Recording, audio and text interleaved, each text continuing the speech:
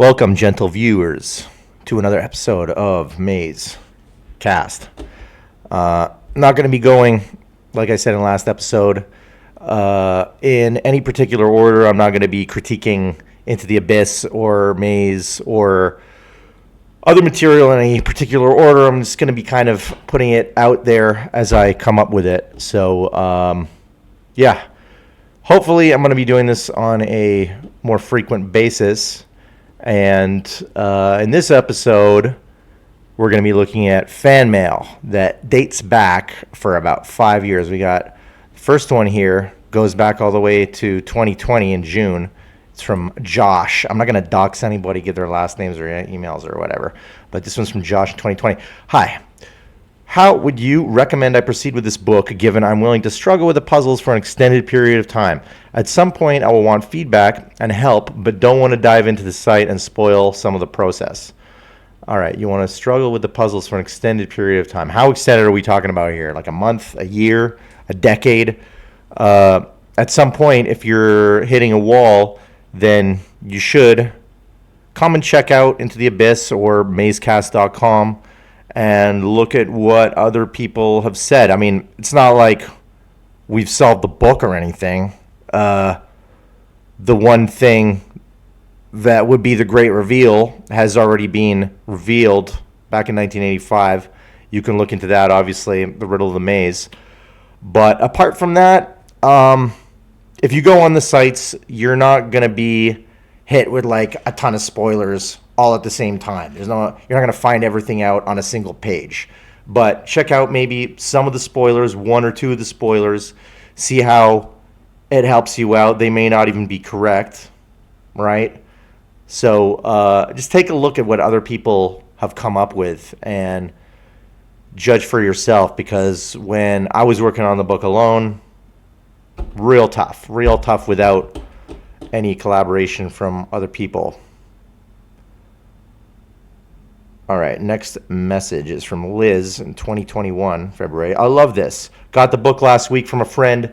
Looked at it for a few days. Tried to solve for a few hours last night. We are currently with no electricity in Texas, so with lots of time at the moment, I decided I would try again this morning. Then I realized the only way actually to get into the maze is if I was a ghost. Thinking that because construction never stops. How fun it is my name was Persephone, and I could also become an architect of the great maze or a maze of my own. Love, love, love. Bravo to CM Magnificent. Thank you. What a beautiful gift of imagination and knowledge. Thank you, Liz. Yeah, absolutely. Great book. Probably a genius, Christopher Manson. Yeah, that's a cool way to look at it. You got to go in as a ghost, because, yeah, I like that. That's a good. It's a good viewpoint. Okay, May 7th, 2021. We got Rami. Now, for those who don't know, and I don't know how you can't know him, he is the author of Daedalian Depths, which is another puzzle book that if I believe correctly, it was written, 2021. So I'll read his email first, and then I'll go into his book a little bit. Hi, I'm the author of Daedalian Depths, a new puzzle book inspired by Christopher Manson's Maze, which has fascinated me ever since I was young. Daedalian Depths is structured in a similar way, though the difficulty has been slightly toned down in order to appeal to a wider audience while still posing quite a challenge. If you would like to take a look and share your thoughts about the book with me and or the audience of your site, I will gladly send you a review copy free of charge. More information about the book will be, teaser trailer can be found, blah, blah, blah, is the link. I'm going to put this link in the description of this video. Kind regards, Rami. Yeah, Rami made a really cool book. He sent a few of us a Mazecast sample copies, and I was very impressed. Very cool art. I have a copy here. I'm not going to go grab it, but I'll put a link to it in the description.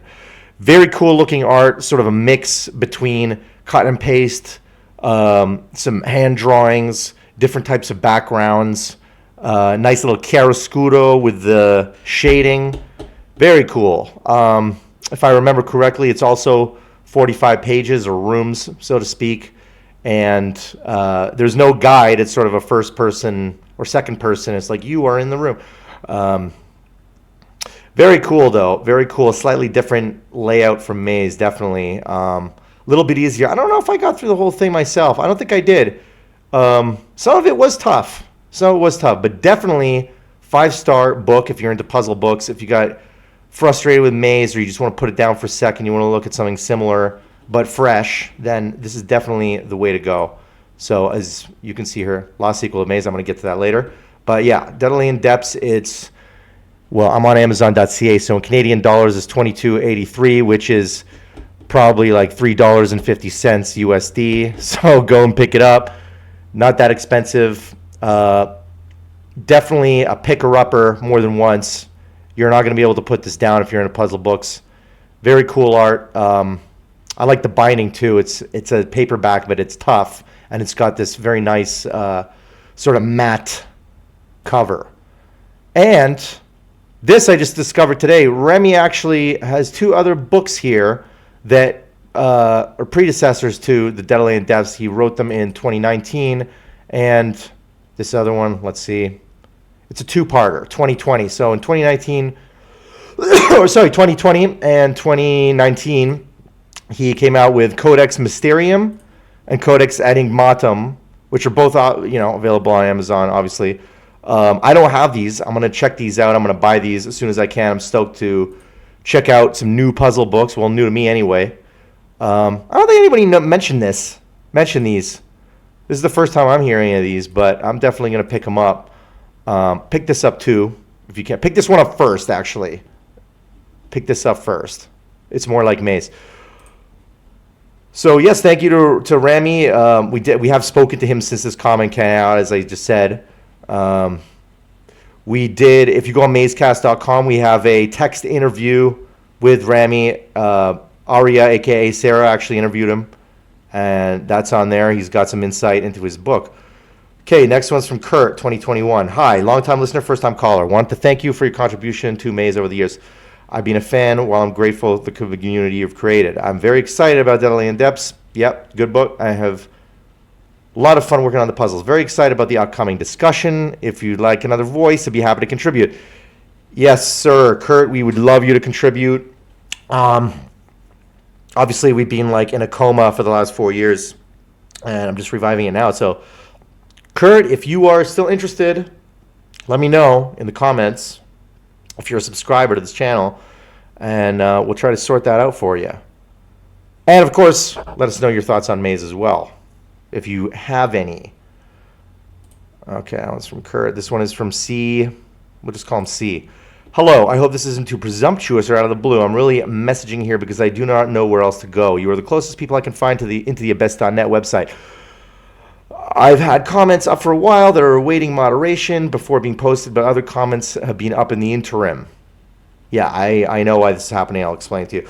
I'd contact the site owner about it, but it was my understanding that White Raven isn't really in charge of the site anymore. Yeah, he is. He's just not around that much anymore. But seeing as the contact page hasn't changed, this is the group is the closest. Yep, I'm still alive, guys. I can't think of any officials regarding, well, I'm about as official as they come. I can probably get in touch with White Raven, but I haven't emailed that guy in years, man.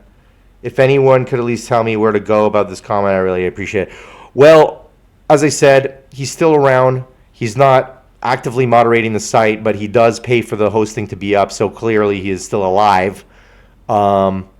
The reason that you're seeing comments from other people is because they were already approved by him as live commenters like years and years ago. So our email addresses are in there. I'm one of these people who can comment without him having to moderate it.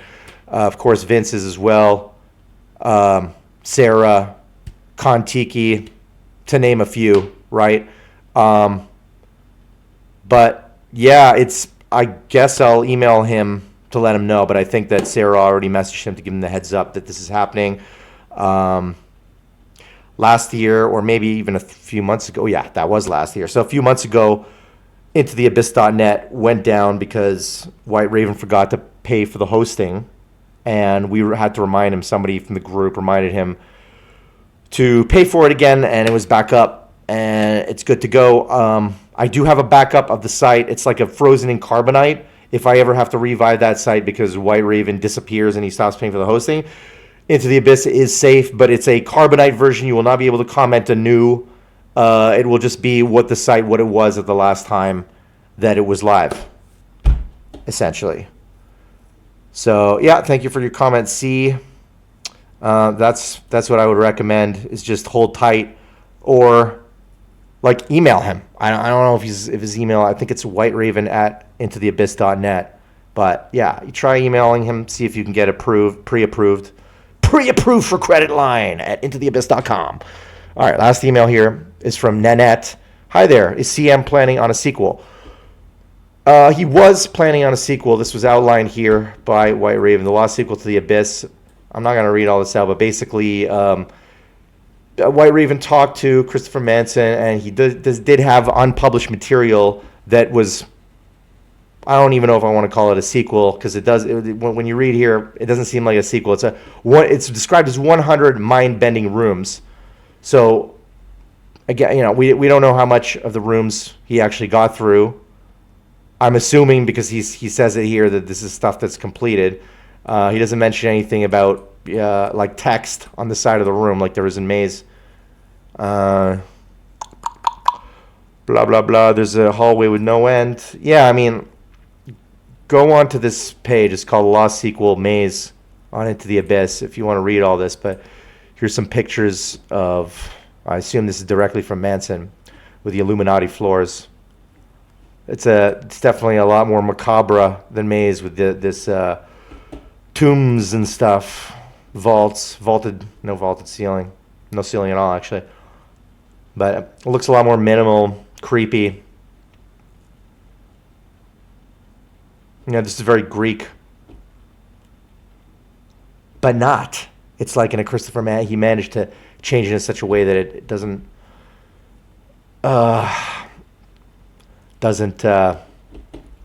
stick to one particular style or other. Yeah, this is very Manson-esque here. This decorative design here above the doors. This is actually in room 34, the same kind of design, in a few different rooms. Yeah, so this is what we have for prototype material for a sequel to Maze. And the last paragraph, he says here, Manson says he was open to making a sequel if there was enough interest. So show your enthusiasm here. Make some noise! And perhaps we will convince Manson to pick up his brush again. So what? Are you saying that we should throw our hands up on the air in the comment section? How are we supposed to make our wishes known to Mr. Manson? I mean, if I can help at all, then comment in the comment section below and say you were stoked to see a sequel, or at least whatever this is. Let's call it a sequel, I guess, for now. Sounds like something slightly different, like he pivoted. Maybe it's better. Maybe it's even more unsolvable. Who knows? So yeah, that concludes it for the email section. Again, I want to plug Rami's book, Deadland Depths. Very cool. I'm going to pick these books up when I get the chance. Tell your friends about it. Tell Maze to your friends. Get them interested.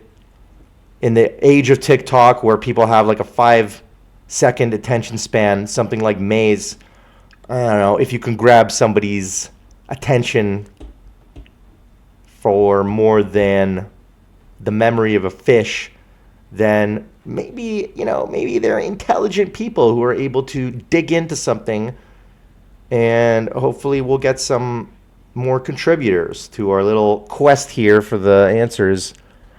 So I'm going to plug the website again, mazecast.com. We've got a Mazecast wiki here that is still kind of ongoing, under construction. I'm not spending too much time about this. If you look at the later rooms, they have less information. If you go to the earlier rooms, like I'll go to room 3 here, I put, as far as solutions are concerned, I just put what the door is. I don't want to go into any explanations. For clues, I put stuff that is very apparently there. I'm not doing any interpretations here. So for example, looking at the page in the mirror, the only sign that isn't readable in the arrow sign is the middle. I'm not saying what that's a clue to. I'm just making an observation here that if you were to put the page in the mirror, then everything is readable except that thing. It's food for thought. I'm not saying one thing or another. I'm just pointing that out, sort of giving people a bit of a kick in the butt to think for themselves, to dig in a little more. This one I don't like. I'll probably change this one. Through some sort of pantry. The pan hidden in the pot. I don't really know if the pan is hidden in the pot or if that is a pan. In any case, see, already I'm critical of my own decisions to put this here. This is already too subjective to me. I should probably just leave it at that. Through some sort of pantry, and then let it simmer with them. But anyway, yeah, this is the Mazecast. I can add you if you want to be an editor of this and you want to add some stuff. It's unfortunate that nobody's really dug into this yet, because it was Owen Hammer who suggested this. He said, "Oh, wouldn't it be great if we had something like this where everybody could sort of put their fingers into it a lot more intuitively?" So, well, here it is, Owen. Dig in, bro. We haven't heard from Owen for a while. I think there's the episode with him. He said his piece and then he's out, sort of.